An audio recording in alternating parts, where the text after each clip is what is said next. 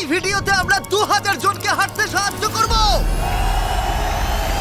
তোমরা যে ভিডিওটা দেখতে চলেছো সেটা অন্য সব ভিডিওর থেকে আলাদা। হাঁটা এমন একটা জিনিস যাকে আমরা প্রতিদিন খুব সহজভাবে নিই, কিন্তু সারা বিশ্বের লক্ষ লক্ষ বিকলাঙ্গ এই সুযোগটা প্রতিদিন পায় না।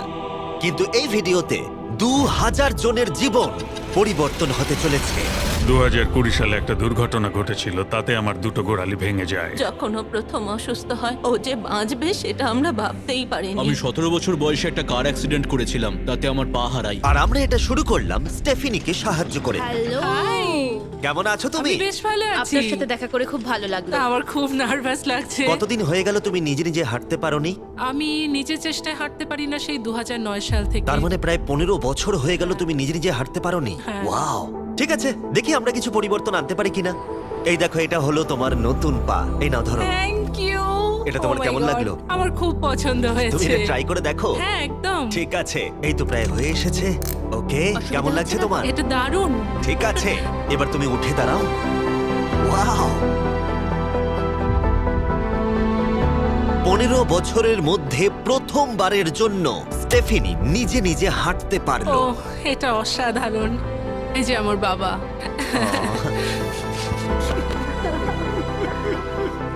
ওকে এতদিন পরে হাঁটতে দেখে আপনার ভালো লাগছে তো?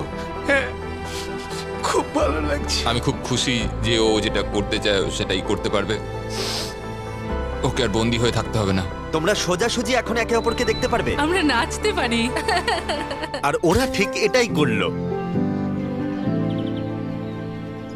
স্টেফিনি এবং তার পরিবারকে সাহায্য করতে পেরে খুবই ভালো লাগছে। তাই আমরা একই জিনিস কলিনের সাথেও করলাম। তাহলে প্রায় 7 মাস হয়ে গেল তুমি হাঁটতে পারছো না। আমি তৈরি। তাহলে দেখা যাক। আমাকে জীবন আর একটা দারুণ সুযোগ দিল। তারপরে আমরা সাহায্য করলাম ডেভিড, অ্যাড্রিয়ান, লিন্ডা আর খারিদকে। কিন্তু সত্যি কথা বলতে আমরা এগুলো করতেই পারতাম না কিছু অসাধারণ মানুষের সাহায্য ছাড়া।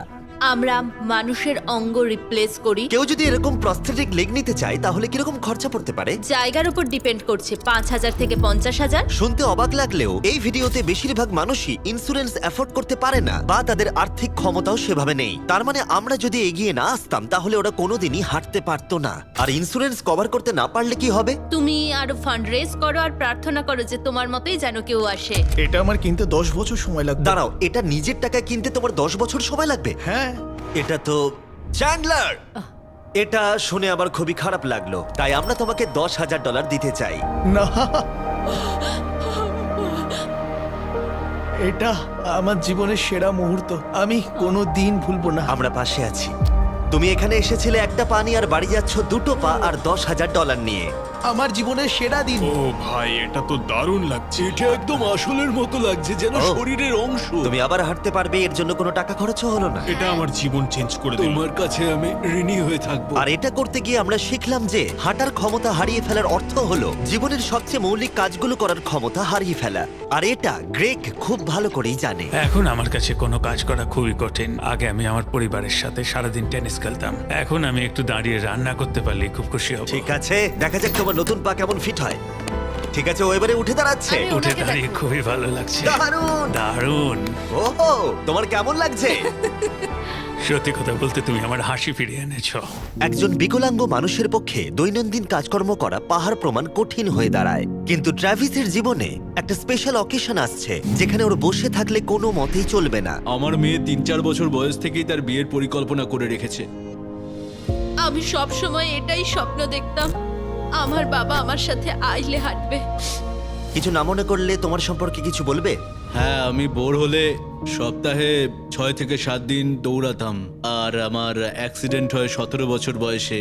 আর আমার অস্টিওমাইলাইটিস হয় এবং আমার দুটো পা হারায়। কতদিন হয়ে গেল তুমি নর্মাল ভাবে হাঁটতে পারোনি?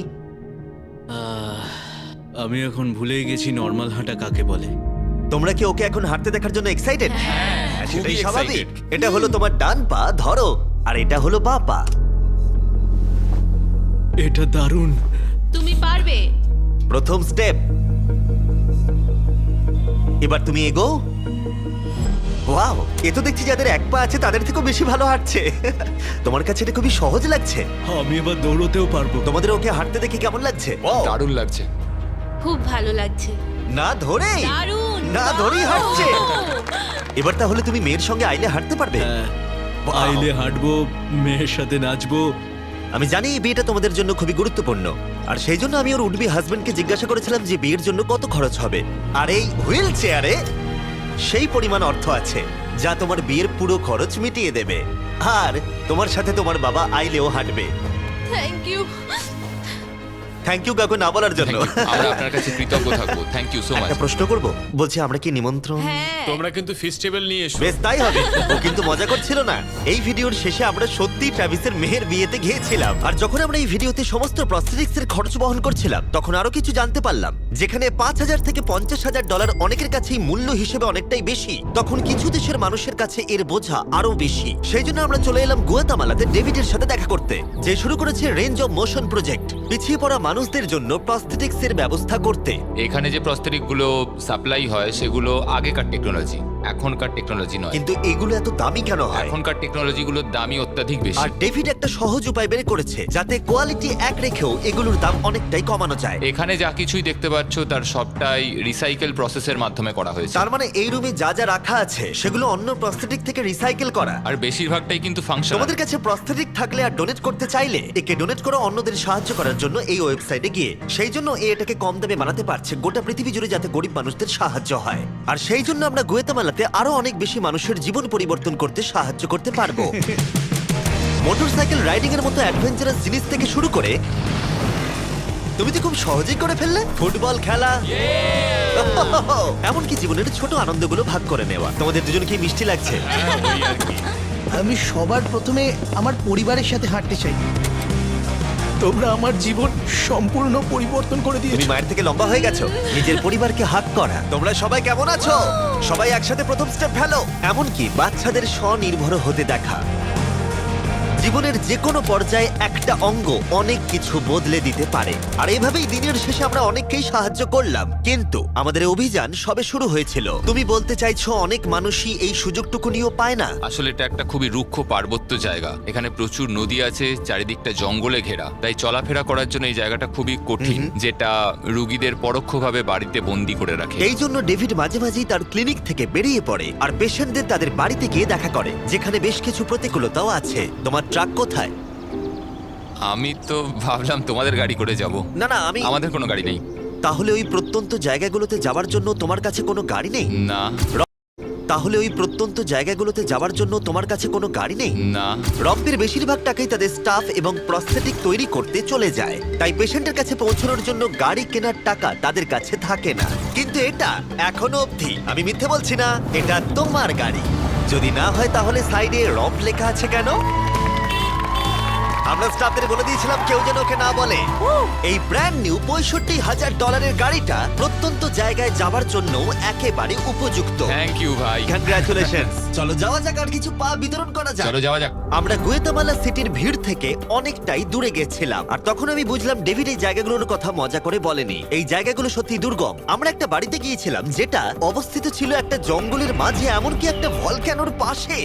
এবার আমি বুঝলাম এই গাড়িটার দাম এত কেন বেশি। ও মাই গড! আমি তো এই রাস্তায় নর্মাল গাড়ি চালানোর কথা ভাবতে পারছি না।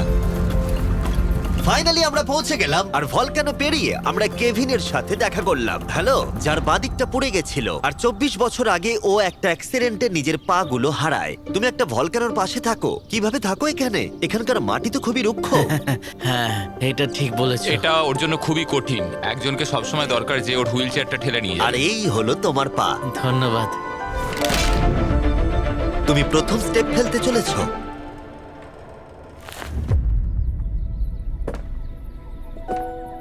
ঠিক আছে, আমরা এখন ভলকানোর আমরা পাশ ওদিকে দিয়ে যাবো। হাঁটছি। নিজের মায়ের কাছে যাও।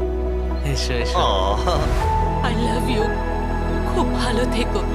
আমাদের মতো অনেকেই খুব কষ্টে রয়েছে, আর আমি ঈশ্বরকে ধন্যবাদ জানাতে চাই আমাকে এই সুযোগটা দেওয়ার জন্য। তার মানে কেভিন হলো 71তম মানুষ যাকে আমরা হাঁটতে সাহায্য করলাম। তারপর ডেভিড আর আমি ঠিক করলাম ইকুয়েডরে গিয়ে আমরা আরো বেশি মানুষকে সাহায্য করব, যেমন কেলি, যে 6 দিন বাসে জার্নি করেছে এখানে আসার জন্য, এটা না জেনেই যে ও এখানে প্রস্থেটিক পাবে কিনা। এটা খুব ভয়ের ছিল, কারণ আমি কখনো দেশ ছেড়ে বাইরে যাইনি, কিন্তু আমি এখন রিস্ক নিয়ে চলেই এলাম এখানে। এই জন্যই আমরা এখন এই ভিডিওটা করছি। ঠিক আছে, 2 বছর হয়ে গেল তুমি হেঁটেছিলে, একটা দারুণ মুহূর্ত। তুমি প্রথম স্টেপ ফেলো।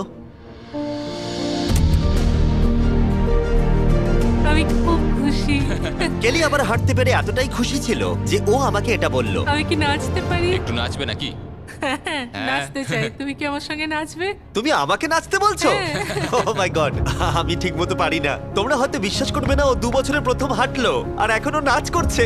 এ কি? এটা পুরো আসল পায়ের মতো। আর যদিও আমি একেবারেই নাচতে পারলাম না, কিন্তু এই পরিবারটাকে অতীতের কথা ভুলে গিয়ে এতটা খুশি হতে দেখে আমার ভীষণ ভালো লাগলো। অনেক অনেক ধন্যবাদ। আর ওদিকে এডুয়ার্ডো নিজের নতুন পা পেয়ে একটা দারুণ রিয়াকশন দিল।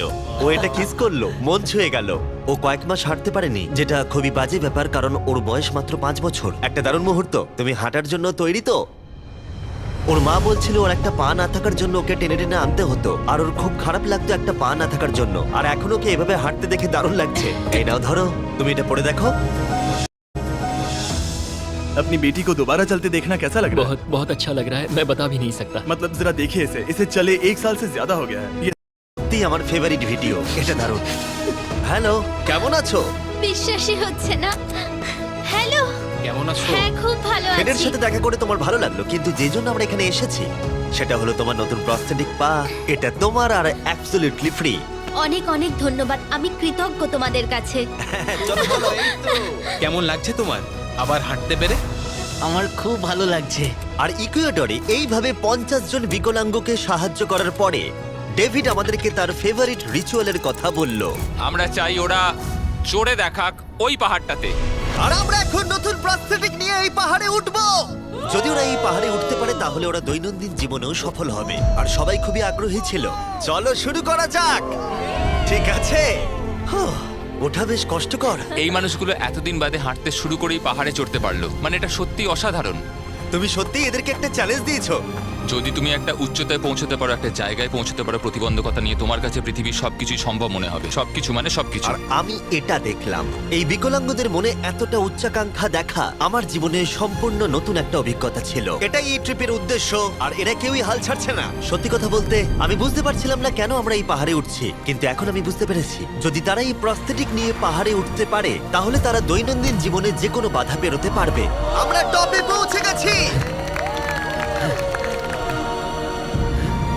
খুব ভালো। তোমরা এই পাহাড়ে উঠতে পারলে সব বাধাই বেরোতে পারবে। আমি গর্বিত, সত্যি গর্বিত।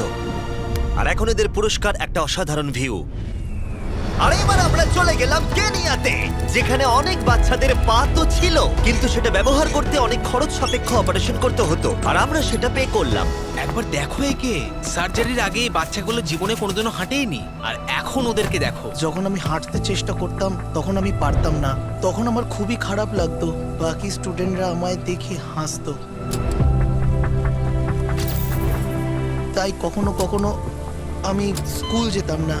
তুমি যখন প্রথম হাঁটলে কেমন লাগলো? দেখলাম আমি অন্যদের মতোই হাঁটতে পারি, তাই আমি খুব খুশি হয়েছি। আর তাদের সবাইকে সার্জারি করানো ছাড়াও আমরা ক্লিনিকে একটা ব্র্যান্ড নিউ প্লে রুমও বানিয়েছিলাম যাতে বাচ্চারা খেলতে পারে। তোমাদের নতুন খেলার রুমটাকে দেখো। আর এবার আমি একটু গতি বাড়াবো, কারণ কেনিয়ার পরে আমরা গোটা আফ্রিকায় গেছিলাম মানুষদের হাঁটতে সাহায্য করতে। আমার পরিবার, আমার অর্থনৈতিক অবস্থা, এবার সবকিছু পরিবর্তন হয়ে যাবে। আর সেখান থেকে আমরা গেলাম ফিলিপিন্সে, কম্বোডিয়া আর শ্রীলঙ্কা। আমাদের সাহায্য করার জন্য অনেকটাই ধন্যবাদ। Thank you, thank you. Thank you very much. এটা আমার জন্য একটা দ্বিতীয় সুযোগ ছিল। আমি যেন নতুন জীবন পেলাম। আমার বুক ধড়ফড় করছে। আর পৃথিবীর অনেক দেশ ঘোরার পরে আর 2000 জনের প্রথম স্টেপ দেখার পরে আমি গর্বিত এটা বলতে পেরে যে গোটা বিশ্বে আমরা বহু মানুষের জীবন পরিবর্তন করতে পেরেছি। তোমাদের হয়তো মনে আছে ভিডিওর শুরুতে আমরা একটা বিয়ে বাড়ি অ্যাটেন্ড করবার কথা বলেছিলাম। এটা খুবই অদ্ভুত, যার সাথে 24 ঘন্টা আগে দেখা হয়েছে তার বিয়েতে এখন আমরা আছি। আর নোলানের জামাটা, নোলানের শার্ট 100%। এখানে দেখো এই দড়িগুলো। ঠিক আছে, ট্রাভিস এবার তার মেয়ের সাথে আইলে হাঁটবে। দেখা যাক এবার ও তার নতুন পা নিয়ে কেমন করে হাঁটে। আমি সব সময় এটাই স্বপ্ন দেখতাম, আমার বাবা আমার সাথে আইলে হাঁটবে।